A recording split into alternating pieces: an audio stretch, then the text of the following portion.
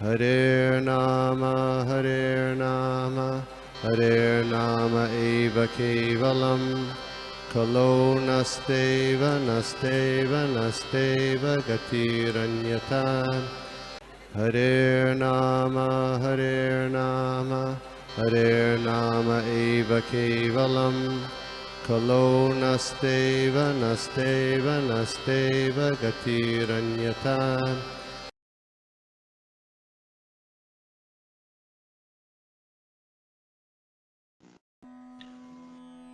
ओम नमो भगवते वासुदेवाय। ओम नमो भगवते वासुदेवाय। ओम नमो भगवते वासुदेवाय। नारायणं नमस्कृत्य नरं चैव नरोत्तमं देवीं सरस्वतीं व्यासं ततो जयमुदीरयेत्। नष्टप्रायेषु भद्रेषु नित्यं भागवत सेवया भगवती उत्तमश्लोके भक्तिर्भवति नैष्टुकी। नमः ओं विष्णुपादाय कृष्णप्रेष्ठाय भूतले श्रीमते भक्तिवेदांत स्वामिन्निति नामिने नमस्ते सारस्वते देवी गौरवाणी प्रचारिणे निर्विशेष शून्यवादी पाश्चात्य देशतारिणे। जय श्री कृष्ण चैतन्य प्रभु नित्यानंद जय श्री कृष्ण चैतन्य प्रभु नित्यानंद श्री अद्वैत गदाधर श्रीवास आदि गौर भक्त वृंद।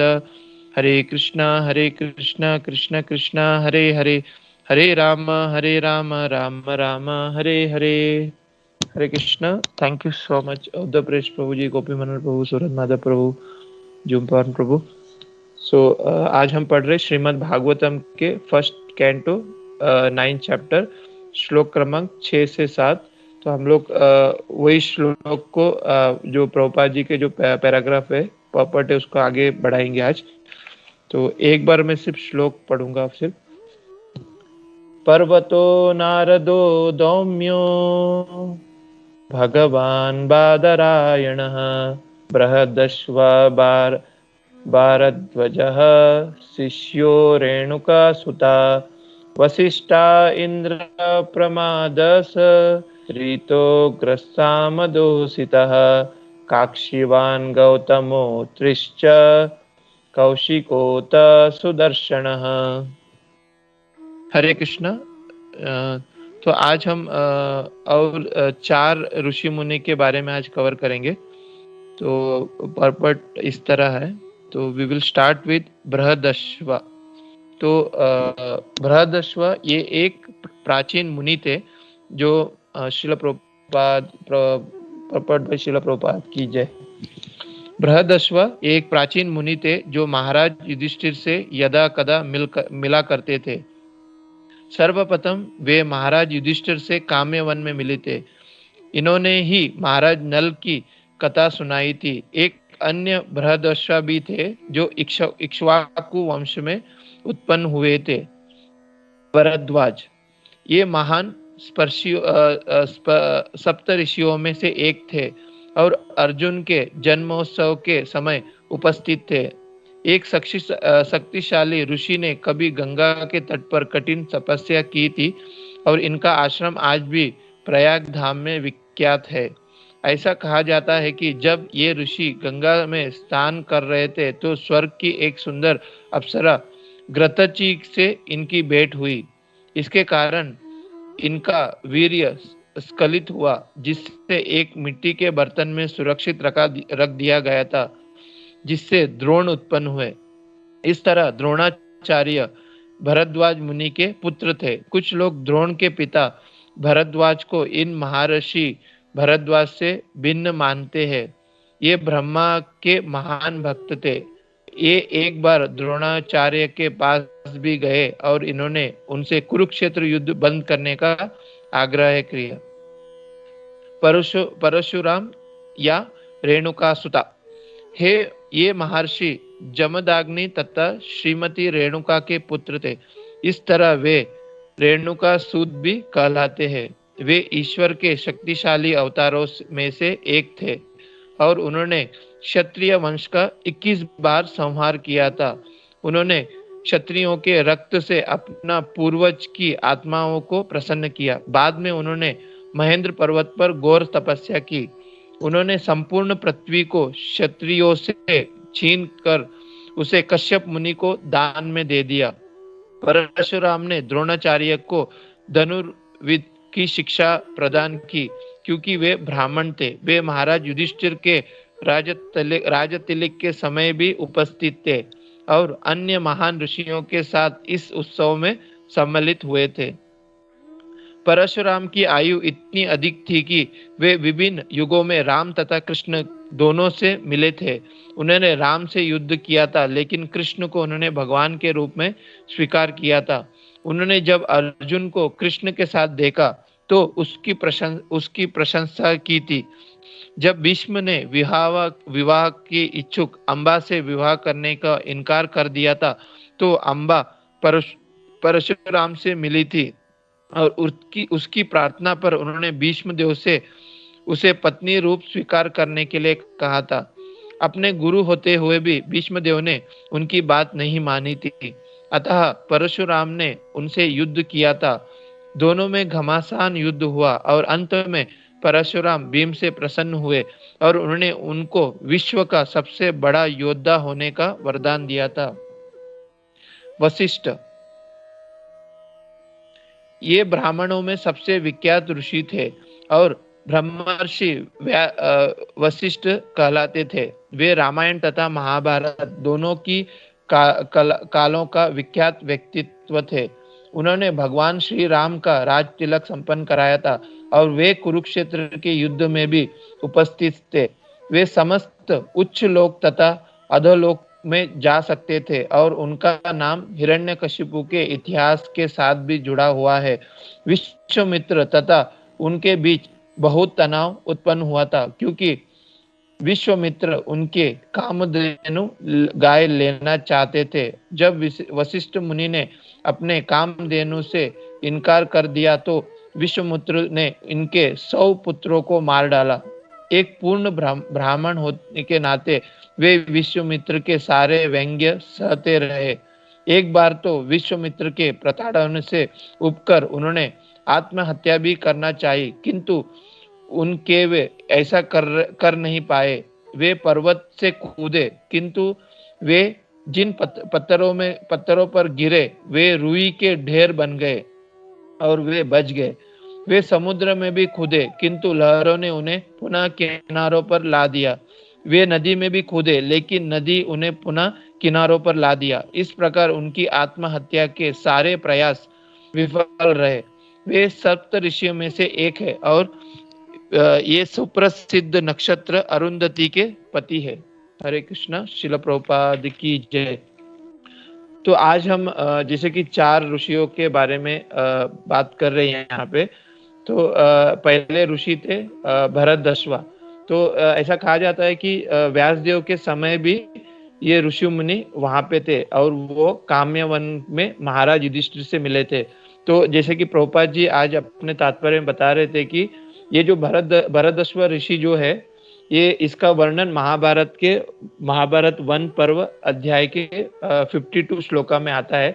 जब पांडव काम्य वन में थे तब अर्जुन तपस्या करने और भगवान शिव को प्रसन्न करने के लिए और कौरव के खिलाफ युद्ध करने के लिए हथियार प्राप्त करने के लिए हिमालय पर्वत पर चले गए थे। तो उसी समय उनके जो अन्य भाइयों को अर्जुन की जो संगति पर मतलब बहुत याद आ रहा था, अर्जुन का जो संगति, और उन्होंने उनसे भी जो भीम जो थे वो युधिष्ठिर महाराज को दोषारोपण और आलोचना कर रहे थे कि क्योंकि आपके वजह से जो पासों का जो खेल है वो खेलने के कारण हम अभी इस दयनीय स्थिति में हैं। तो उस समय युधिष्ठिर महाराज बहुत विलाप कर रहे थे। तब वहां पे यह जो ऋषि मुनि है भरतदश्व ऋषि वहां पे प्रकट हुए और जब युधिष्ठिर महाराज ने उन्हें प्रणाम किया और उनकी जो विलाप है उसको पूरी कथा उनको इस भरतदश्व ऋषि को सुनाया। तो ये जो भरतदश्व ऋषि जो थे वह सब कुछ जानते थे और ये जो खेल है, ये जो पासों का जो खेल है, जुआ जो खेल, विज्ञान में भी वो माहिर थे। तो ये जो ऋषि जो थे उन्होंने जो युधिष्ठिर महाराज को शांत किया और कहा कि आपकी स्थिति काफी बेहतर है क्योंकि कम से कम आपके पास आपके भाई और पत्नी का साथ तो है। पर जो निषाद के जो राजा है, राजा नल, उनकी पत्नी और उनका तो स्थिति आपसे भी खराब था। तो ये जो राजा नल के जो भाई है, इन्होंने भी ये जो पासे खेलने के में नल राजा को धोखा दिया और राज्य छीन लिया था। तो बाद में जब युधिष्ठिर महाराज को जो भरद्वाज ऋषि ने शांत किया और उन्होंने उन्हें एक मंत्र प्रदान किया, उसको जप करके वो जो ये जो पासे के खेल में माहिर बन गए। और ऐसा कहा जाता है कि ये जो कथा जो है, राजा नल का जो कथा है, उसको नलोपख्यान कहा गया था, कहा जाता है। और जो भी इस नल का जो कथा है, राजा नल का जो कथा है, उसको ये जो भरद्वाज ऋषि मुनि से सुनता है, तो उसका जो सारी बुराई और अशुभता नष्ट हो जाता है और उनको भी मन की शांति प्राप्त होती है। तो यह कुछ वर्णन प्रभुपाद जी ने अपने तात्पर्य में किया हुआ है, ये जो भरद्वाज राजा के बारे में। दूसरे जो ऋषि है, ये भरद्वाज ऋषि है। कहा जाता है कि ये जो भरद्वाज ऋषि है, ये बृहस्पति के पुत्र है और द्रोणाचार्य के ये पिता है भरद्वाज ऋषि। और ये जो भरद्वाज ऋषि है, ये जो सप्त ऋषियों में से भी एक इनका नाम आता है। जैसे कि जो 7 सप्त ऋषि है, पहला जो है कश्यप, दूसरा है वशिष्ठ, तीसरा है कपिल मुनि, चौथे है अत्रि, पांचवे है विश्वामित्र, छठवें गौतम, और ये जो 7वें जो है ये भरद्वाज ऋषि है। ये सप्त ऋषियों में से एक है। तो ऐसा कहा जाता है कि जो लोगों का जो गोत्र है, ये सब गोत्र में ये जो महान ऋषि का नाम है। जैसे कि प्राथमिक जो गोत्र जो है वह ब्रह्मा के जो 27 पुत्रों के नाम पर रखा गया है, बट अब यह लगभग 400 हो गए कलयुग के प्रभाव के कारण। तो कई ब्राह्मण जो है ये भरद्वाज गोत्र में से है। तो एक बार क्या होता है कि एक बार ये ऋषि मुनि एक सुंदर स्वर्गीय ग्रहताई अप्सरा को देखा और उसकी ओर बहुत आकर्षित हो गए और उन्होंने अपना वीर्य का निर्वहन वहां पे किया। तो उस वीर्य को एक बर्तन में रखा गया था और आगे जाके द्रोणाचार्य का इस वीर्य से उनका जन्म हुआ। वो प्रभुपाद जी अपने तात्पर्य में मेंशन करते हैं। और द्रोणाचार्य को भरद्वाज गोत्र से भी मान्यता प्राप्त है और भरद्वाज ब्राह्मणों के उच्चतम वर्ग के रूप में जाने जाते हैं। तो ये जो भरद्वाज गोत्र के लोग योद्धा और गुणी भी थे, क्योंकि ये जो भरद्वाज ऋषि है, उन मुनि जो है, वो एक सुशील नामक क्षत्रिय लड़की से शादी किए थे और इस मिलन को अनुलोम विवाह कहा जाता है, जहां बच्चे ब्राह्मण पिता से पैदा होते हुए भी क्षत्रिय माता के लक्षण ग्रहण करते हैं। इस गोत्र के ब्राह्मण को ब्रह्म क्षत्रिय भी कहा जाता है। और एक कथा यहाँ पे आती है कि जो भरद्वाज ऋषि जो है, ऋषि मुनि है, उनको संपूर्ण वैदिक ज्ञान आत्मसात करने का बहुत इच्छा था। मतलब वो पूरा ज्ञानी बनना चाहते थे। तो पर उनको ये पता था कि उनके पास सिर्फ और सिर्फ 100 वर्ष है। तो उन्होंने इंद्र की तपस्या की और इंद्र को प्रसन्न करने के बाद उनको उनसे 100 वर्ष का जो आयु है वो और एक 100 वर्ष का आयु को उन्होंने प्राप्त कर लिया। तो ऐसा उन्होंने 5 बार किया। जब वो 6वें बार जब इंद्र को उन्होंने तृप्त किया, इंद्र की तपस्या से उन्होंने इंद्र को प्रसन्न किया, तो राजा इंद्र ने क्या किया, 3 विशाल पर्वत बनाए और वो तीनों पर्वतों में से थोड़े थोड़े मिट्टी अपने हथेली पे ले लिया था। और उन्होंने भरद्वाज ऋषि को कहा कि ये जितने भी ज्ञान आपने प्राप्त किए, ये जो आपने जो 500 साल तक आपने जो ज्ञान प्राप्त किए, ये सिर्फ ये जो हथेली पे जितने मिट्टी है उसके समान के बराबर है, क्योंकि संपूर्ण वैदिक ज्ञान का ज्ञाता भगवान विष्णु ही है, उनसे ऊपर और कोई नहीं है।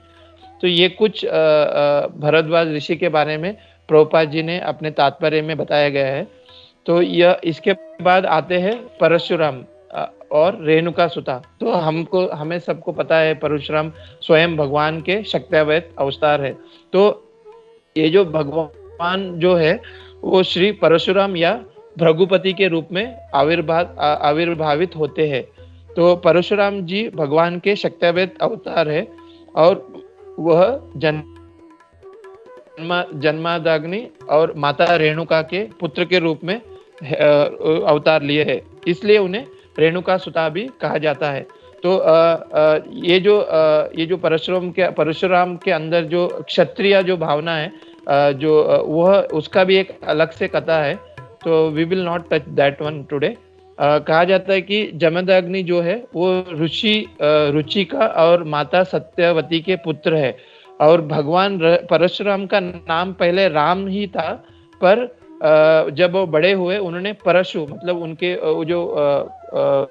जो लकड़ी काटने के लिए जो इस्तेमाल करते हैं उसको परशु कहा जाता है। तो परशु धारण करने के बाद उनका नाम पड़ा परशुराम करके, उनका नाम पड़ा। और ये जो भगवान जो परशुराम है वो बहुत बुद्धिमान भी थे। तो एक बार क्या हुआ कि वो अपने प्रभुपाद जी अपने तात्पर्य में इसका वर्णन करते हैं कि एक बार माता रेणुका जल भरने के लिए नदी के ओर गई, और उस समय वहां पे उन्होंने चित्र गंधर्व नामक एक गंधर्व का विचरण कर रहा था उस जगह पे। तो उनको देख के, उनके जो सौंदर्य को देख के माता रेणुका मुग्ध हो गई। और जब जमदग्नि ऋषि को पता लगा, बिकॉज वह ऋषि मुनि थे तो उनको सब कुछ पता, वह ध्यान में वो पता कर लिए थे कि ऐसा कुछ हुआ, तो बहुत क्रोधित हो गए। तो उन्होंने अपने जो 5 पुत्र थे, उसमें ये परशुराम जो थे, भगवान परशुराम बहुत छोटे थे, तो उन्होंने 5 पुत्र को आज्ञा दी कि आप अपने जो माता है रेणुका का वध कर दो, बिकॉज उनके अंदर गलत भावना, गलत विचार उत्पन्न हुए, उसके लिए आप उनका वध कर दो। तो ये जो पहले जो 4 पुत्र थे उन्होंने सब इनकार कर दिया, पर ये जो परशुराम जो थे, भगवान परशुराम, वो बहुत बुद्धिमान थे।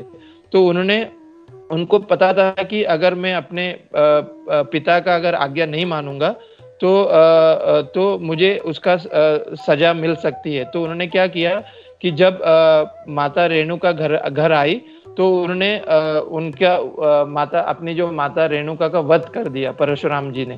फिर यह देखकर जमदग्नि जो थे वो बहुत प्रसन्न हो गए, और उन्होंने क्या किया, जो अपने जो 4 जो पुत्र थे जिन्होंने अपने जो पिता का आज्ञा नहीं माना, तो उन्होंने पत्थर बना दिया।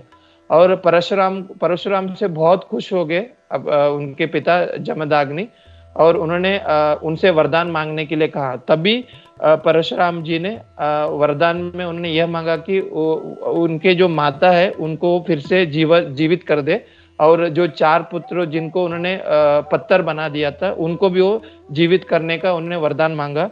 इससे उनके जो पिता जो थे जमदग्नि बहुत खुश हो गए, और उनका जो वरदान था उसको उन्होंने पूर्ण किया, और फिर से परशुराम जी ने अपने जो माता को प्राप्त कर लिया, और 4 भाई को भी उन्होंने फिर से प्राप्त कर लिया। तो यह एक बुद्धिमानी यहाँ पे दिखाया जाता है परशुराम के बारे में, भगवान परशुराम के बारे में। और एक यह संदर्भ आता है जो प्रभुपाद जी अपने तात्पर्य में मेंशन करते हैं कि एक बार एक राजा था कार्त्यवीर अर्जुन नामक। तो वह जंगल में चला गया था, जहाँ पे ये जो जमदग्नि जो है परशुराम जी के जो पिता, उनका जो आश्रम वहाँ पे था, और उनके पास एक गाय था, कामधेनु गाय। तो जब ये जो कार्त्यवीर अर्जुन नामक जो राजा था, वो अपने पूरे सैनिकों के साथ, पूरे हजारों सैनिकों के साथ जब उनके आश्रम में गए थे, तो एज अ अतिथि देवो भव हम कहते हैं।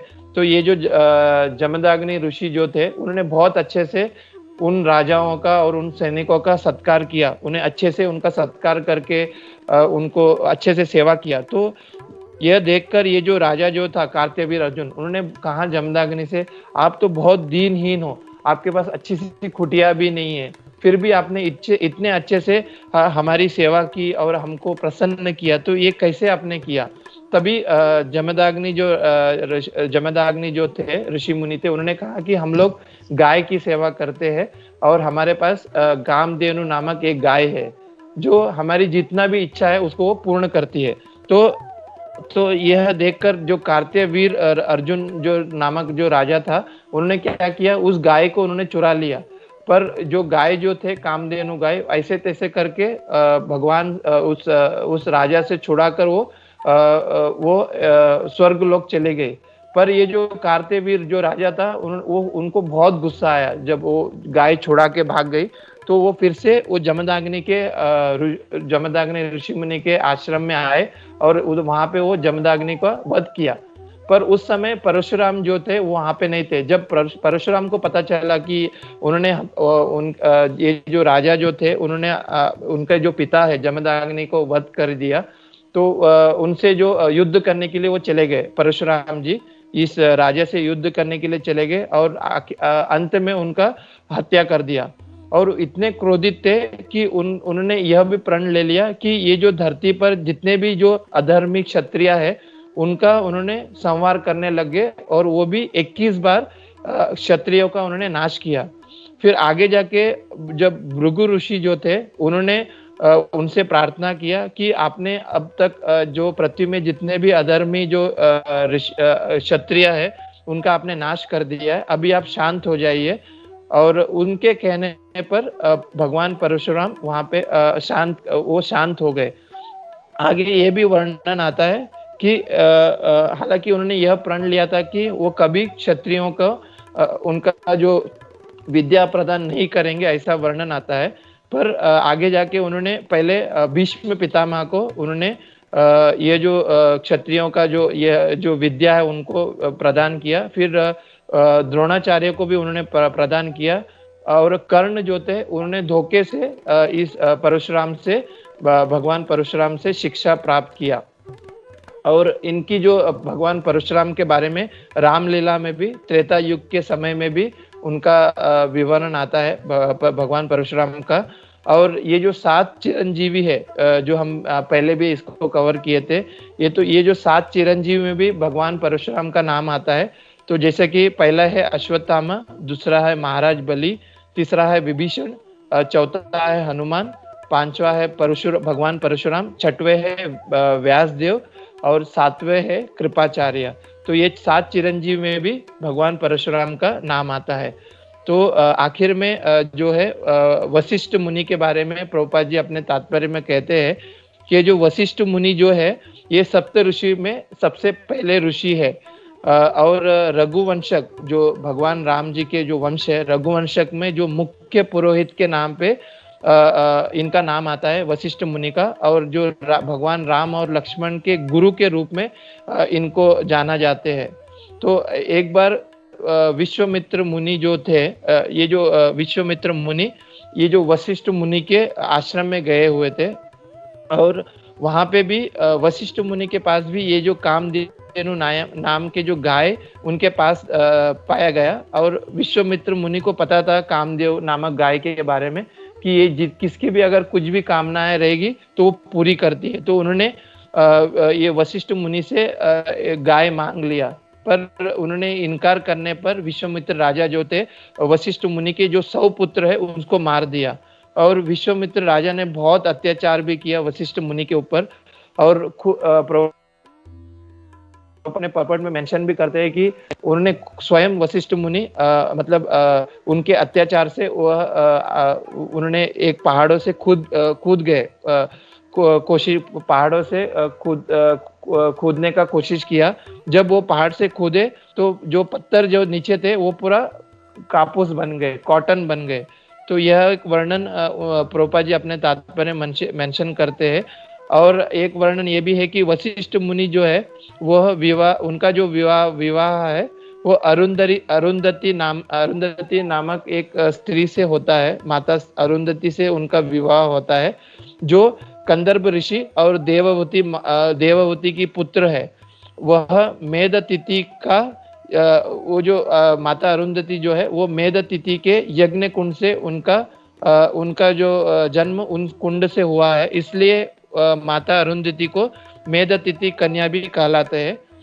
और ये जो वशिष्ठ मुनि और अरुंधति के 8 पुत्र हुए, जिनका नाम है चित्रकेतु, सुरोति, वीरत्र, मित्र, उरावण, वसु, भीरियान और दुर्योत्तमान। तो ये कुछ वशिष्ठ मुनि के बारे में प्रभु जी आते हैं। तो आज हमने टोटल और 4 ऋषि के बारे में हमने आज देखा, जो प्रभुपाद जी हमें अपने पर्पट में समझाते हैं। Hare Krishna. I will stop here. मैं यहाँ पे रुकता हूँ। अगर किसी को कुछ ऐड करना है तो दे कैन ऐड। हरे कृष्णा। श्रील प्रभुपाद की जय।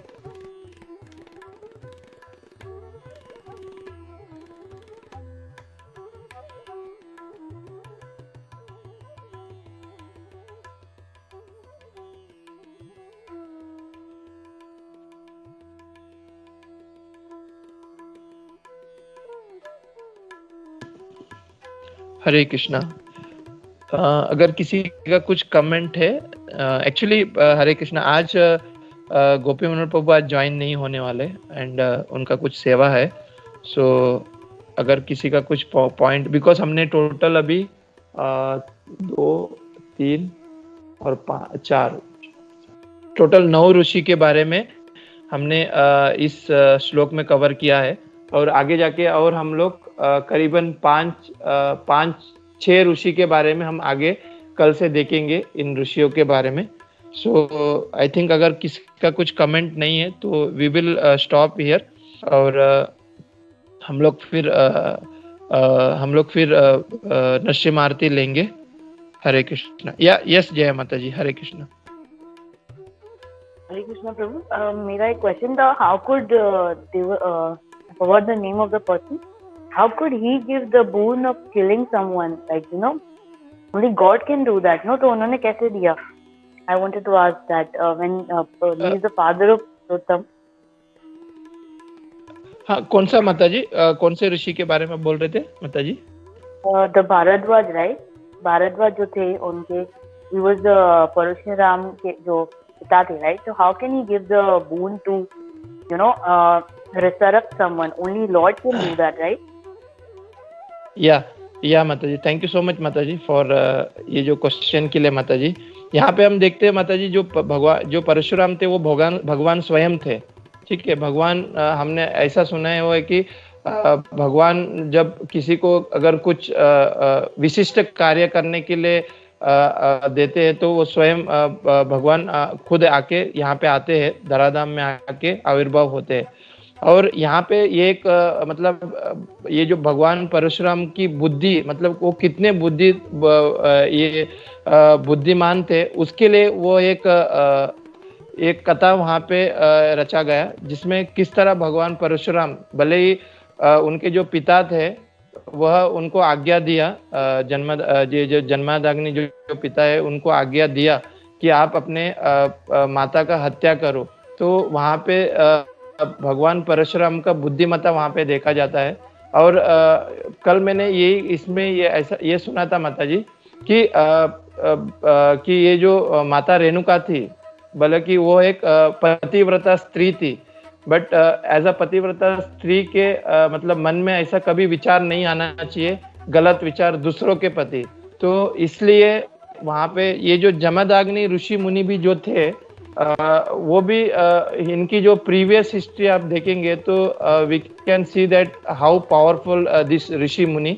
That's I didn't cover that one कि उनके जो प्रीवियस जो जन्म किस तरह हुआ था, वो स्वयं भगवान से ही उनका उत्पन्न हुआ था। आई didn't cover that one, but उनके अंदर इतने ये जो ऋषि थे इनके अंदर इतना पावर था, ही कैन मतलब उन्होंने स्वयं उनकी जो पत्नी थी रेणुका देवी माता का, उनको वध करने के लिए उन्होंने आज्ञा दिया। बट यहाँ पे इस टॉपिक में हम देख रहे कि हाउ परशुराम, भगवान परशुराम कितने बुद्धिमान थे, उसके बारे में इसको कवर किया माता जी। इस कथा को उस एंगल में लिया कि how he is very strong in, मतलब कितने बुद्धिमान थे। भले उन्होंने अपनी माता को मारा, बट उनका ये भी था कि उनको किस तरह वो वापस ले उनके भाई और उनके माता को, उसको यहाँ पे हाईलाइट कर रहे कि how he is so powerful and how he is intelligent, भगवान परशुराम। तो उसके ऊपर यहाँ पे बताए जा रहे हैं माता जी। बट हम जमदाग्नि जो है ऋषि मुनि के बारे में अगर देखे जाएंगे, we will tell his grace Gopi Manohar प्रभु कि ये वो भी भगवान से ही उत्पन्न हुए थे and how is so powerful, वो हम देख सकते हैं माता जी आगे। Prabhu, whom you're saying is more powerful? मतलब कौन था? Who was the one who was powerful? नहीं, ये जो जमदाग्नि जो थे माता जी, जैसे कि इनके जो माता जो थी, आई विल मतलब मैं थोड़ा सा इसमें बोलूंगा माता जी, जो सत्यवती, ये जो सत्यवती उनका माता थी जमदाग्नि ऋषि का, और ये जो जमदाग्नि जो पुत्र जो उत्पन्न हुए, ये मतलब नॉर्मल ऐसा नहीं उत्पन्न हुआ है, मतलब वीर्य से, ये स्वयं यज्ञ से उत्पन्न हुए हैं जमदाग्नि। और स्वयं एक ऋषि मुनि थे, I am not recollecting his name, but कहा जाता है कि वह स्वयं भगवान को प्रसन्न करके उन्होंने कुछ खीर इनके लिए बनाया था, सत्यवती माता के लिए, और और स्वयं वो यज्ञ कुंड से इनका जन्म हुआ है, ऋषि मुनि, ये जो जमदाग्नि ऋषि का।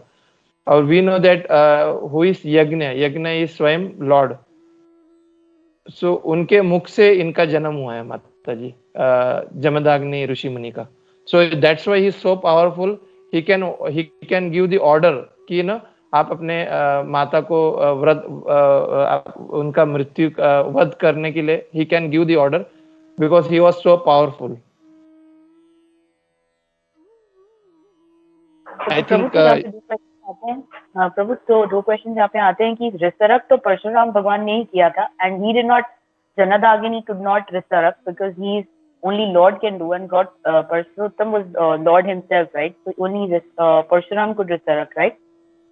या माता जी, और वही मैं बोला ना माता जी, कि इनके पास इतने पावर थे जमदाग्नि के पास कि उन्होंने जब बिकॉज सी हम जैसे कि हम किसी को प्रसन्न करते हैं तो ही कैन गिव द बेनेडिक्शन, तो इनके पास ये पावर था कि ही can give the benediction. Jamadagni जो ऋषि मुनि थे, एंड उन्होंने स्वयं भगवान परशुराम से कहा कि एज अ पुत्र, बिकॉज उन्होंने एक अपने जो पिता का जो आदेश था उनका वो पालन किया भगवान परशुराम जी, इसके लिए he was so happy that he can give any benediction if Lord. हम यहाँ पे देख सकते भगवान परशुराम स्वयं भगवान होने के बाद भी एज अ एक पिता का आज्ञा माना और उनसे प्रसन्न हुए, और he can give any benediction. That time he asked Lord Parshuram that you can ask anything. तो वहां पे जब परशुराम ने फिर उनकी इंटेलिजेंट उन्होंने यूज किया वहां पे, और उन्होंने अपने माता और अपने भाइयों को वापस मांग लिया इस जमदाग्नि ऋषि मुनि से। So we can see how powerful he is. When he can give the benediction also.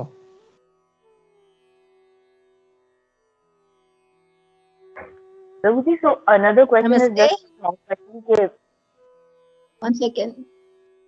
Yeah, Mataji. Jamadagni Yes. had the power to give boon to his wife and his mother-in-law for a child. So what he did, he gave 2 pots of porridge for both of them. This mother-in-law, what she did, she exchanged the pot and she took what was given to Renuka. So what happens, this lady goes and tells Jamadagni this has happened. Immediately Jamadagni says, now your son will be a Kshatriya and the other one will be a Rishi.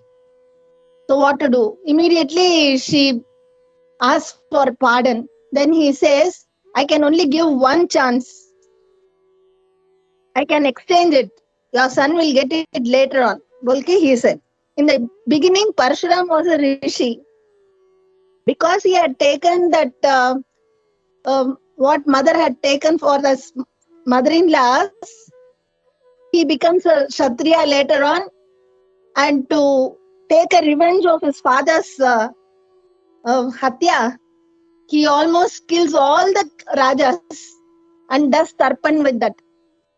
That is Parshuram ka this thing. And here his mother-in-law's son was a king initially.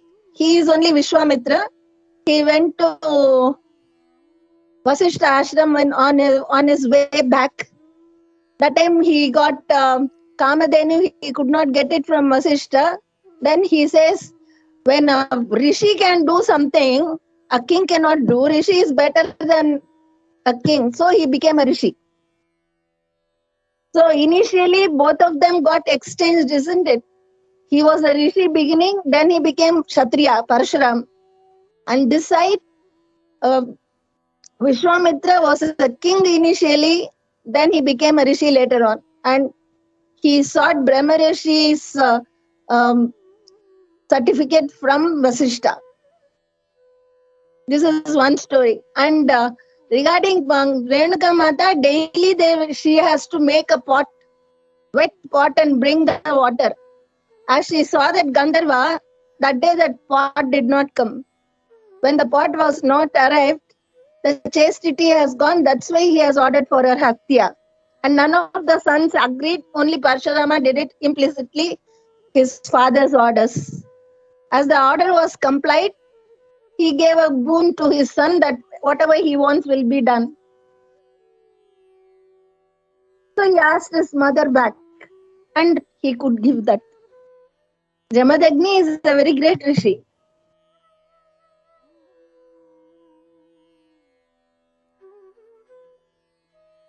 Thank you, Mataji. You explained it so very nicely, and this part I think we all didn't know, and it is something new for us to learn from you. Thank you, Mataji, for this input. Sarvadev Girdhari Prabhuji, I have one question in this regard that comes like, and then when you explained, जब आपने बताया कि जो रेणुका माता थी और जनदागिनी उनके means because भले ही वो ऋषि थे, चाहे वो कुछ भी थे, पर थे तो उनके हस्बैंड ही थे, तो उनके पति. तो अभी उन्होंने सिर्फ इनको अपने बच्चों को ऑर्डर किया कि यू प्लीज आप अपने इन माता का वध कर दो. तो मेरा क्वेश्चन ये है कि उस जमाने में ऐसे होता होगा, बट अभी क्योंकि it was a question on a woman's chastity, in fact और more we can say more specifically on his own wife chastity, because he had it became a question on her chastity, and therefore he ordered his sons to immediately kill their mother or whatever. My question is, simple question is that वहाँ पे तो maybe it is a difference of generations or whatever. अभी तो कितना ऐसे तो means ये उन्होंने सिर्फ इतनी चीज के लिए just because she was attracted or she saw it maybe with a with a different eye, she was seeing that person and she got attracted. That is taken as a maybe a crime or maybe a something wrongdoing. But अभी तो कलयुग में तो प्रभु जी ये तो आए दिन ये तो रोज होता होगा. इतनी सी चीज के लिए उन्होंने ये ऑर्डर कर दिया कि आप उनका वध कर दो. But if you see in Kalyuga, whether it is a married woman or it is a unmarried woman, it's one and the same thing, and that even goes for the men as well, whether they are married men or they are unmarried men. So even in Kali Yuga, we can see that even a married woman, she might be not only seeing someone in that with that eye, but she may be also doing something else. Material people do that. I mean, you also might be knowing that. तो उनका क्या होगा कि सबको ऐसे वध, मतलब that is because वो उस टाइम पे थे, they did that, वध कर दिया उनका. अभी क्या होगा? अभी तो मटीरियल पीपल तो पता नहीं 10 कदम आगे जाके करते हैं. What about them then? That is the question प्रभु जी. तो उनका भी वध होता जाएगा फिर? हरे कृष्णा माता जी. थैंक यू सो मच माता जी for this question. I can add only this thing माता जी. व्हेन प्रभुपाद जब प्रभुपाद जी ने हमारा जो मूवमेंट स्टार्ट किया था, तो ही first he didn't said anything. He first said that you have to follow this 4 regulative principle, because he knows that as a भगवान के जो शक्तिवत अवतार थे Prabhupada ji, he knows that how Kaliyuga will go. जैसे जैसे कलियुग आगे बढ़ेंगे तो अधर्म और बढ़ेंगे. तो he told what we heard, मतलब what I heard, that Prabhupada first said that first you have to follow this 4 regulative principle, then only you can become a human, not a devotee. तो आप जब एक मनुष्य के स्तर पर आएंगे, देन आप उसके बाद आप भक्त बनने की कोशिश कर पाएंगे. तो that's why Prabhupada he was very strict on this 4 regulatory principle which we are following now. तो एज आप जो पूछे हुए, डेफिनेटली इन कलयुग जैसे जैसे बढ़ेंगे तो डेफिनेटली इट विल गो, मतलब ये और आगे बढ़ेगा. But there is no any chance. Only thing that we have to take a shelter of Guru and Shastra, and we have to follow this thing, otherwise nature जो बोलते हैं ना कि ना जो नेचर जो है उसका जो कार्य वो करेगा ही करेगा. If and how it will work we don't know, है ना. क्योंकि प्रॉब्लम्स मतलब जो मिलना है वो किसी भी वे में मिल सकता है. इफ वी अगर हमने गलत किया है तो नेचर विल नॉट, नेचर ये नहीं देखेगा कि जैसे आप प्रभुपाद जी एग्जांपल देते हैं कि अगर बच्चा आग के अंदर हाथ डालता है तो आग कभी ये नहीं देखेगा कि ये बच्चा है, इसको ये नादान है, I will not burn him. आग का जो कार्य है जलाने का वो तो पक्का करेगा ही करेगा. तो नेचर जो प्रकृति जो है वो यही इसका वही काम है कि जो लोग गलत करेंगे तो उसका जो सजा है उसको भुगतना ही है. And definitely hook and crook definitely it will come. इसके लिए प्रभुपाद जी ने इन द इनिशियल स्टेज जब ये started, so he was very, मतलब इसके ऊपर ही ज्यादा ध्यान दिया कि devotee will first follow this 4 regulatory principle, then he will become human, then he can follow this ये जो भक्ति जो डिवोटी बनने के लायक स्टार्ट कर पाएंगे. First you follow this 4 regulatory principle, in that this part is coming, no. ये part उसमें आता है. तो Prabhupada ji forcing this one की इवन मैं लास्ट टाइम एक लेक्चर सुन रहा था. There is one Prabhu, he was saying we don't know, जब हम भक्त के बीच में रहते हैं तो हम ये सब इससे सब बहुत दूर रहते हैं, मतलब ना ये सब चीजों से बहुत दूर रहते हैं. But when we are alone, जब हम अकेले रहते हैं, that is our real test, how we are, हम किस तरह हमारी भक्ति को स्ट्रांग रख सकते हैं उस समय जब हम एलोन रहते हैं. बिकॉज कोई नहीं रहता है, but only thing is Lord भगवान हमें देखते रहते हैं कि व्हाट वी आर डूइंग. तो हमें बहुत सावधानी रहना पड़ेगा उस समय जब हम अकेले में रहते हैं, जब हमारे बीच में भक्त लोग नहीं रहते, हमारे बीच में सिर्फ और सिर्फ अभक्त लोग का ही वास रहता है आजू बाजू में. तो that time how we follow this thing, it's very important. तो प्रभुपाद जी भी हमें यही बताते हैं कि this 4 regulatory principle is very important to progress in devotional service. So that I can add here, Jaya Mataji,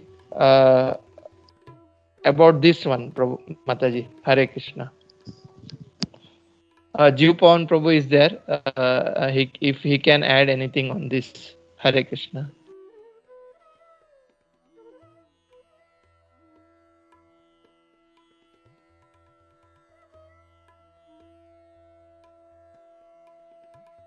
हरे कृष्णा प्रभु जी, माता जी धन्यवाद प्रणाम. सूरज माधव प्रभु जी भी है. तो जय माता जी, first of all thank you.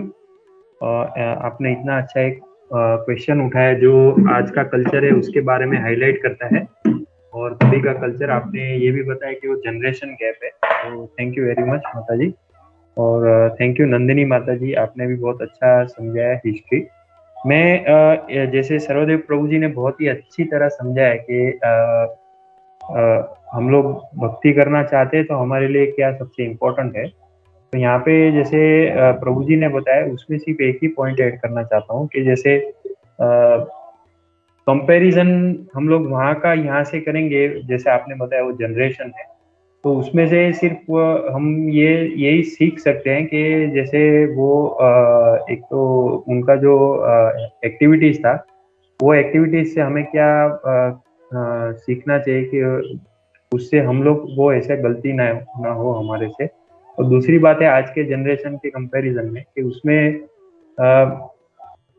सर्वदेव प्रभु जी ने जैसा बताया कि हम लोग के लिए प्रायोरिटी है डिवोशनल लाइफ. तो डिवोशनल लाइफ के लिए क्या डूज एंड डोंट्स है, तो उसमें हम लोग वो उसका साथ कंपेयर करेंगे तो दैट विल बी अप्रोप्रिएट. तो उसमें जैसे टाइम प्लेस और सर्कमस्टांस के हिसाब से यदि कोई ऐसा हमें लगता भी हो कि ये ऐसा है और ये गलत है, लेकिन क्या वो फेवरेबल है डिवोशनल सर्विस के लिए, तो उसको हम देख सकते हैं. और नहीं फेवरेबल है तो हम उसको छोड़ सकते हैं ऐसा. और जैसा आपने बताया कि अभी अगर कोई ऐसा कर रहा है तो क्या होगा, तो उसके लिए भी प्रभु जी ने बहुत अच्छा बताया कि लॉज ऑफ नेचर है वो किसी को नहीं छोड़ता है. तो थैंक यू जय माता जी, इतना अच्छा आपने क्वेश्चन पूछा जिससे थोड़ा क्लियर हुआ कंसेप्ट. और थैंक यू सर्वदेव प्रभु, आपने बहुत अच्छा समझाया.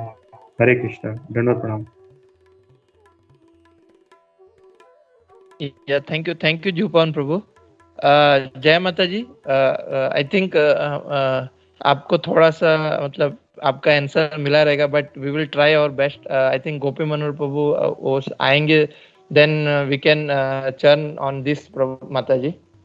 हरे कृष्णा. आई थिंक प्रभु जी को पूछना पड़ेगा हमको, गोपी मनोहर प्रभु जी को थोड़ी और ज्यादा क्लैरिटी आएगी, क्योंकि मुझे इसमें यही था कि क्वेश्चन कि अगर अभी जैसे इन्होंने ये किया तो उसके लिए उनका वध कर देना क्या सही है? अगर यही उनके हस्बैंड करते, if he would have got attracted, तो उनका क्या उनका भी वध कर देना चाहिए था? That was the question which we can ask him, और it will bring more clarity if we can get, because if law of nature should be applicable to one, should also be applicable to another, because the law of nature doesn't spare anyone, regardless of the gender, right? Irrespective of the gender, it should be equal. I mean, the laws of nature, laws of the God, laws of Lord will be equal for all, irrespective of gender, because Krishna doesn't distinguish in genders, right? It will be equal because all are souls, and it will be equal for all. तो मेरा question ये आ रहा है कि इतनी सी चीज के लिए उनको वध कर दिया गया, यही अगर वो खुद करते, जिन्होंने ये ऑर्डर किया कि आप अपनी माता का वध कर दो, यही अगर वो खुद उनसे हो जाता तो क्या अपना भी वध करवाते? मतलब क्या उनका भी, तो he also be standing a chance to be killed? तो ये प्रभु जी क्वेश्चन आता है. यस जयपुन प्रभु जी. हरे कृष्णा. हरे कृष्णा. मैं सिर्फ इसमें जय माता जी का जो क्वेश्चन था वो मुझे मतलब ऐसा बैक ऑफ द क्वेश्चन तो मुझे ये ख्याल आया कि जैसे ये जैसे जेंडर इक्वालिटी के बारे में एक रेज हुआ क्वेश्चन, तो इसमें माता जी मैं सिर्फ जैसे एक ही पॉइंट उसमें सिर्फ ऐसा समझने के लिए इसमें ऐड करना चाहता हूँ. जैसे कि ये हम देख सकते हैं कि जैसे रामायण में भी जो अहिल्या जी का जो प्रसंग था, गौतम ऋषि और अहिल्या जी का, तो उसमें भी जैसे अहिल्या जी ऐसा देखे जाएंगे तो शी वॉज इनोसेंट, उन्होंने ऐसा अपराध नहीं था उनका. लेकिन जो आज के कंपैरिजन में देखेंगे, जैसे अपना मन में आया वैसा उन्होंने वैसा करते हैं लोग, तो उन्होंने वैसे तो उनका वो अपराध नहीं था. लेकिन जो इंद्रदेव थे वो गौतम ऋषि के रूप में उनके हस्बैंड का रूप लेके आए और उन्होंने उनके साथ वो किया, तो उसके वजह से उनको she was punished by Gautam Rishi. तो that was also not fair according to today's condition. लेकिन उस टाइम पे अगर हम थोड़ा और डीप में जाएंगे ना, तो due to that it was a boon for Ahilya. Like Gautam Rishi ने तो उनको श्राप दे दिया और इंद्र को भी श्राप दे दिया और वो फिर चले गए वहां से. फिर अहिल्या जी वो एक पत्थर के रूप में ट्रांसफॉर्म हो गई. लेकिन that became a boon for her. Why? Because Lord Shri Ram specially Vishwamitra brought him towards their. And भगवान राम का हम देख सकते हैं यहाँ पे चरित्र के, जैसे विश्वामित्र जी ने भगवान राम को बोला कि अहिल्या जी है और इनका ये अपराध हुआ था जिनकी वजह से इनका ये रूप है. तो भगवान श्री राम को विश्वामित्र जी बताते हैं कि ये आपके चरण धूल से ही इनका ये जो श्राप है इससे मुक्त हो सकते. तो भगवान श्री राम ने पैर तो उठाया अपने गुरु की आज्ञा सुन के, लेकिन उन्होंने वहां रुक गए. उन्होंने सोचा ये ब्रह्म ऋषि ब्रह्म पत्नी है, गुरु पत्नी है, तो इनके ऊपर चरण कैसा लगाए. तो ये भगवान श्री राम हमें दिखाते हैं कि भगवान सबका रिस्पेक्ट करते हैं. वो लेडीज का भी उन्होंने उस तरह रिस्पेक्ट किया कि वो अपना चरण उनके ऊपर नहीं रख रहे थे. तो हुआ ऐसा कि ये भगवान की लीला थी जिसमें वे एक पवन आया और भगवान के चरणों की धूल उसमें से उड़ के वो अहिल्या जी के ऊपर गिरी और अहिल्या जी वो मतलब वो पत्थर का रूप था उसमें से वो ट्रांसफॉर्म हो गई. तो ये एक देखा जाएंगे, एक देख सकते हैं कि और थोड़ा अगर डीप में देखेंगे तो इट वाज अ बून. और यहाँ पे जैसे ये और एक प्रसंग में इसमें हाईलाइट करना चाहता हूँ, जैसे शिव जी और उमा जी का. तो जैसे दक्ष प्रजापति के यहाँ पे शिव जी गए और उनका तो कोई इंटेंशन नहीं था कि वो उनको मतलब वे अपने मेडिटेशन में थे. लेकिन दक्ष प्रजापति को लगा ये उठे नहीं, सबने मेरा रिस्पेक्ट किया, इन्होंने किया नहीं. तो उसका रिवेंज लेने के लिए उन्होंने बहुत बड़ा यज्ञ किया और उनकी बेटी जो उमा थी उनको बुलाया नहीं. तो वहां से सब देवता सब ऊपर से जा रहे थे, तो उमा जी को लगा अरे ये लोग तो कहाँ जा रहे हैं. फिर बताया कि यहाँ पे जा रहे हैं. तो शिव जी ने उनको बताया कि वहां हमको आमंत्रण नहीं है, तो वहां जाना ठीक नहीं है हमारे लिए. लेकिन उमा जी ने जिद की और वो अकेले गए वहां पे, और उन्होंने वहां पे जाके देखा कि उनके जो हस्बैंड थे शिव जी, जिनका वहां पे यज्ञ में एक स्थान होता है, वो स्थान नहीं दिया गया, और उनका भी वहां पे मतलब रिस्पेक्ट नहीं दिया गया, मतलब उनको आमंत्रण नहीं था और उनको वहां पे कुछ इम्पोर्टेंस ही नहीं दिया गया। तो इससे बहुत ही उनको ये हुआ, शौक हुआ, और वो वापस आए। और अभी कैसे जाए शिव जी के सामने, उन्होंने एक बार मना किया और वहां पे गए और ऐसा हुआ, तो उनको बहुत क्रोध आया फिर। तो क्रोध के कारण उनका जो, जैसे हम देखते हैं यहाँ पे इंडिया में, फिर वो जैसे उनका अग्नि हुई और उनका जो शरीर जलने लगा, तो शिव जी को ने अपने गणों को भेजा, मतलब क्रोध आया तो उन्होंने अपनी जटा खोली, तो उसमें से एक बहुत बड़ा ये शिवगण गया और वहां पे पूरा ध्वंस कर दिया। और तो वो फिर उनका जो शरीर था, जलता हुआ शरीर, उसको शिव जी ने हाथ में लेके ऐसा वो नृत्य कर रहे थे, ये तांडव जैसा कर रहे थे, तो उससे वो भारत में 51 जगह पे वो जगह, मतलब उनका जो अंग है वो गिरा, तो वो एक वो शक्तिपीठ के हिसाब से दिखा है। तो हम उनको ये करते, प्रणाम करते और उसको ये करते। तो उसमें उसमें भी देख सकते कि ये माता ने, शिव जी ने उनको बताया कि वहां पे जाना ठीक नहीं है, लेकिन माता ने जीत की और वे वहां पे गए। तो वो उन्होंने वो जो किया, उसके वजह से उनको अपना शरीर उनका जलना पड़ा, और बाद में उनको क्या हुआ, शिव जी ने उनको फिर भी उनको ऐसा ये नहीं किया कि अरे ऐसा है, तो उन्होंने भी उनका रिस्पेक्ट किया और उनको उठाया। तो उससे फिर क्या हुआ कि उनका जो, जहाँ पे भी उनका अंग गिरा, वो as a place of worship हो गया। तो यहाँ पे भी देख सकते हैं कि शिव जी ने भी, एक तो पहले उन्होंने बताया था, इंस्ट्रक्शन दिया था ऐसा मत करो, लेकिन ऐसा किया, और करने के बाद जो कॉन्सिक्वेंसेज आया, उसमें भी फिर भगवान शिव जी ने उनको मतलब रिस्पेक्ट किया और उनको फिर ये धारण किए। तो यहाँ पे भी हम देख सकते हैं कि जैसे एज अ, मतलब जो कुछ होता है उसके पीछे का इंटेंशन और उसके पीछे का जो रीजन होता है, वो हम समझ नहीं पाए, लेकिन अगर हम थोड़ा और डीपली देखेंगे तो उसके पीछे का भी एक इंटेंशन, जैसे यहाँ पे भी जो आपने बताया कि वुमन को भी पनिशेबल है, तो मैन को भी होनी चाहिए पनिश। तो यहाँ पे आप देखेंगे ना कि आज के जो कलयुग में वुमन एग्जैक्टली इक्वली अपने आप को करेंगे ना, तो she will be more into risk. लेकिन if she is dependent on like man, on just for spiritual, like spiritual success के लिए, देन शी इज सेफ। तो इसमें जैसे मैंने आपको ये हमने प्रसंग देखा अहिल्या जी का और ये माता उमा का, तो उसमें भी मतलब देख सकते हैं कि उसमें शिव जी का मतलब उन्होंने उनको भी वहां पे जाके उन्होंने फिर जस्टिफाई तो किया, अपने गण को भेजा और वहां पे पूरा उनका दक्ष प्रजापति का वो यज्ञ था वो ध्वंस कर दिया। लेकिन जो माता उमा देवी ने जो किया, उसके बाद भी उनको मतलब उनका जो 51 प्लेसेस में अभी उनको शक्तिपीठ के जैसे जाना जाता है। शिव जी का तो जैसे 11-12 ज्योतिर्लिंग है, लेकिन माता का तो 51 शक्तिपीठ है। तो ये जो होता है वो उसके पीछे, मतलब उसके पीछे एक बहुत बड़ा रीजन होता है, जो हम मतलब जैसे आपने सही बताया कि गोपियों को पूजी से हम समझ सकते हैं। तो ये सिर्फ एक प्रयास था माता जी समझाने का। हरे कृष्ण। हरे कृष्णा। थैंक यू प्रभु जी, आपने प्रभु अच्छे जी। से एक्सप्लेन किया। थैंक यू प्रभु जी, आपने अच्छे से एक्सप्लेन किया। जीव पावन प्रभु जी, आपने पूरे मतलब एफर्ट लगाए और अच्छे से, बहुत अच्छे से आपने क्लियर काफी हद तक किया है।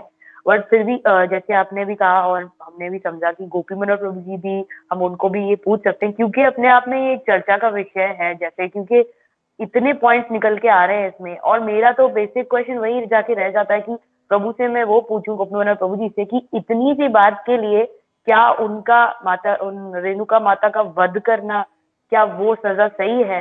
मतलब क्या उस जमाने में ऐसा होता होगा? बट अभी अगर हम देखते हैं, भले हम डिवोटीज, तो हम अपनी बात अगर साइड में हम छोड़ दें, क्योंकि डिवोटीज के लिए तो 4 रेगुलेटरी प्रिंसिपल्स होते ही हैं, वो तो हमें, I mean it is but obvious कि हम लोगों के लिए तो, मतलब जो भी डिवोटीज है उनके लिए प्रभुपाद ने एक सेट वो बनाया है, तो वो तो। लेकिन जो भी नए, जो न्यू फाइट है, या जो अभी भी मटेरियल उसमें है, लेकिन वो तो अपने आप को स्पिरिचुअली मानते हैं ना, क्योंकि आप वो अगर ब्रह्म ज्योति को फॉलो कर रहे हैं, या वो दूसरा मध्वाचार्य मतलब जो दूसरा मठ है, एक और भी मठ है जो कहता है कि 4 राउंड करो हरे कृष्णा के फिर भी आप भक्त बन सकते हो, तो ऐसे भी, या कोई साईं को मानता है तो वो भी अभी तक मटेरियल है, लेकिन उनके लिए भले एक तरीके से वो अपने आप को स्पिरिचुअल मानते हैं और वो है भी, या कोई वाहेगुरु को मानता है, या कितने अलग अलग पंथों को कर रहे हैं लोग, मान रहे हैं, तो लेकिन वो भले स्पिरिचुअल, दे में B spiritual in their own right, in their own capacity, but doesn't mean that they are not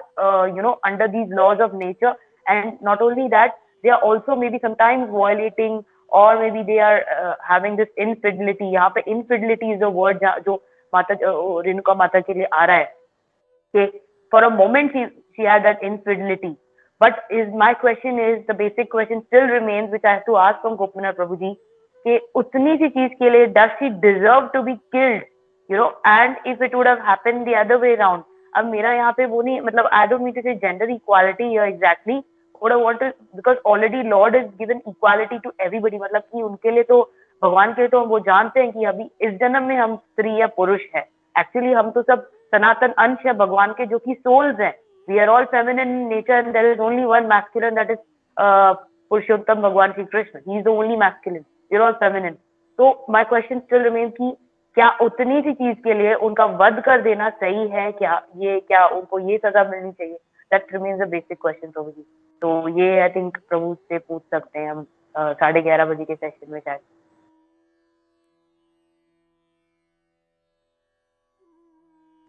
Yeah, Mataji. Thank you so much, Jai Mataji, for highlighting wonderful questions. So once Gopimanal Prabhu will be here, so we will take this question also, Mataji. Thank you so much, Jai Mataji, Jupan Prabhu. Thank you for your input also.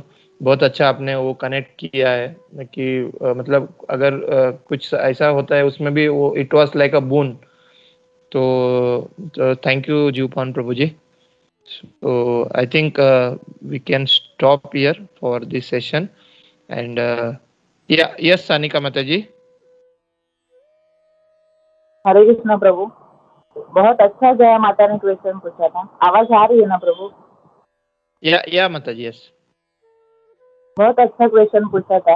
तो ये question प्रभु जैसे कि आपके lecture में अभी आपने बताया था कि वो जो ऋषि मुनि है वो अप्सरा को लेकर उनको उनके मन में ये ख्याल आया, तो ये भी तो गलत ही था ना प्रभु?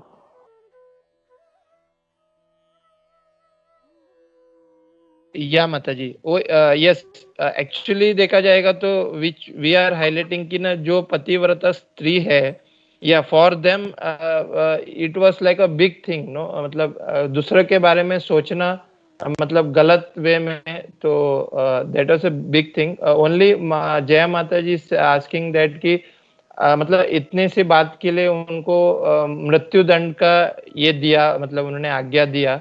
फॉर दैट हम गोपी मनोहर से भी एक बार ये करेंगे इसके ऊपर कि हाउ इट मतलब ये किस तरह होता है. बट डेफिनेटली एक पतिव्रता स्त्री के लिए it was like a big thing, no, बहुत बड़ी बात है दूसरे के बारे में सोचना. तो हम उसके ऊपर एक बार फिर गोपी मनोहर को इसके बारे में ये करेंगे. माताजी, आपने अभी प्रभु जो ये बताया ना कि स्टोरी कि मतलब जैसे कि वो ऋषि मुनि का जन्म हुआ था, एक्चुअली मैं वो सुन नहीं पाई ठीक से कि जैसे वो अप्सरा के देखकर उनके मन में ये ख्याल आया और उनका भी ये एक बर्तन में रखकर उसको, मतलब आपने ये जो स्टोरी बताई थी ना अभी प्रभु, उसके बारे में मैं बात कर रही हूँ.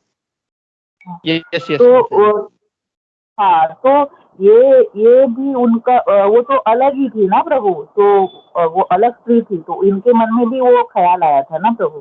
तो ये भी एक ये है कि वो भी तो गलत है ना कि वो अलग थी और इन लोगों के मन में उनके बारे में मतलब ये ख्याल आया, उसके बाद में किसी और का ये जन्म हुआ ऐसे.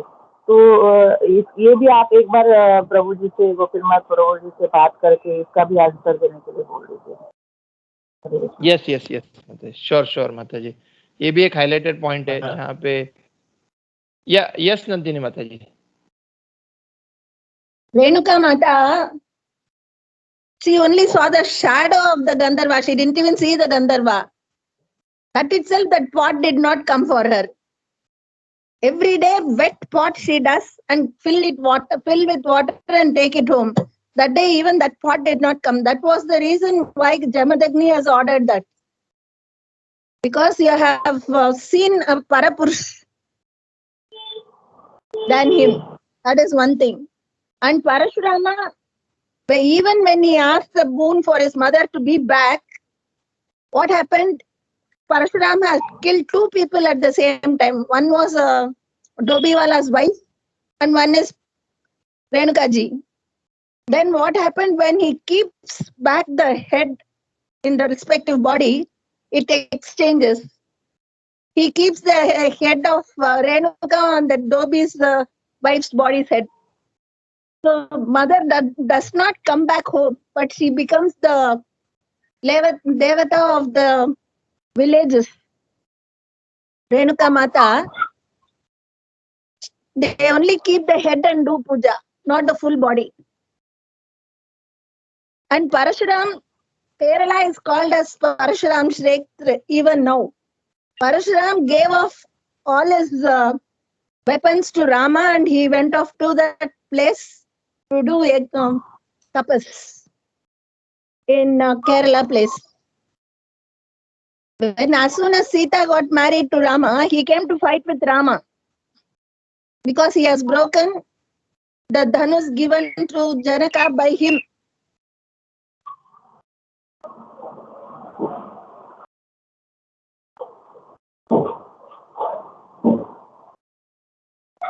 Yeah, thank you. Thank you, Nandini Mataji, for adding this point also. Thank you so much, Nandini Mataji. Hare Krishna.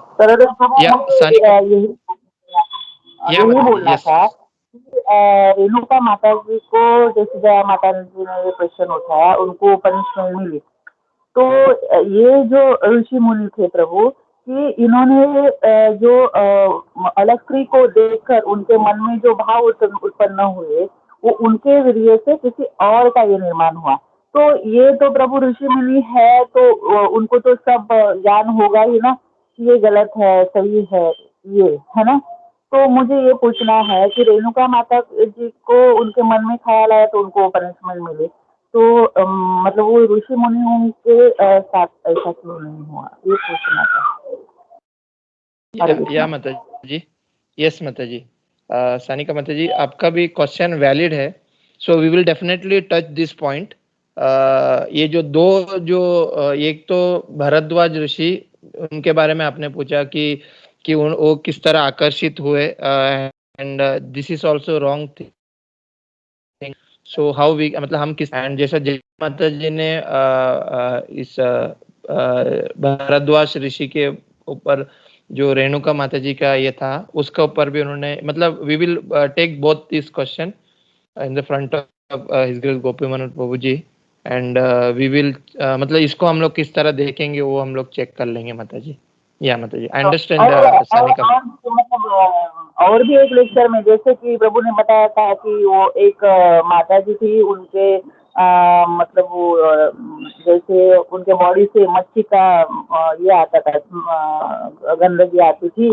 तो ये भी स्टोरी है ना प्रभु जैसे कि आप भी देखे तो वो भी एक सवाल उठाया तो इसका भी सब आंसर मिल सकता है ना प्रभु इसके लिए यस माता जी वही मैं सिर्फ ये या Mataji we will directly take on the front of Gopi Manohar Prabhu so possibly एक बड़ा सेशन होगा ऑन दिस कि किस तरह हम ये देखे है ना तो वे डेफिनेटली वी विल टेक जब उद्धव प्रेश प्रभु रहेंगे गोपी मनोहर प्रभु रहेंगे so we will ask this question Mataji या माताजी या माताजी थैंक यू सानिका माताजी जय Mataji for this wonderful questions आपने रेस किया उसके लिए एंड जैसे कि we will stop here for the today session